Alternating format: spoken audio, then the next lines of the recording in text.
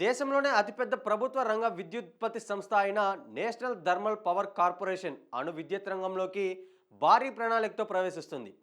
దేశవ్యాప్తంగా పలు ప్రాంతాల్లో 700, 1000, 1600 మెగావాట్ల సామర్థ్యంతో అణు విద్యుత్ ప్రాజెక్టులను స్థాపించడానికి సిద్ధమవుతుంది. ఇందులో భాగంగా ఆంధ్రప్రదేశ్తో పాటు గుజరాత్, మధ్యప్రదేశ్, బీహార్ రాష్ట్రాల్లో ప్లాంట్ల ఏర్పాటుకు అనువైన ప్రాంతాలను అన్వేషిస్తున్నట్లు సంస్థ సీనియర్ అధికారి ఒకరు తెలిపారు. అటామిక్ ఎనర్జీ రెగ్యులేటరీ బోర్డ్ అనుమతించిన ప్రాంతాల్లోనే ఈ ప్లాంట్లను నిర్మించనున్నారు. 2047 నాటికి దేశంలో 100 గిగావాట్ల అణు విద్యుత్ ఉత్పత్తిని చేయాలన్న ప్రభుత్వ లక్ష్యంతో భాగంగా ఎన్టీపీసీ 30 గిగావాట్ల వాటాను సాధించాలని లక్ష్యంగా పెట్టుకుంది.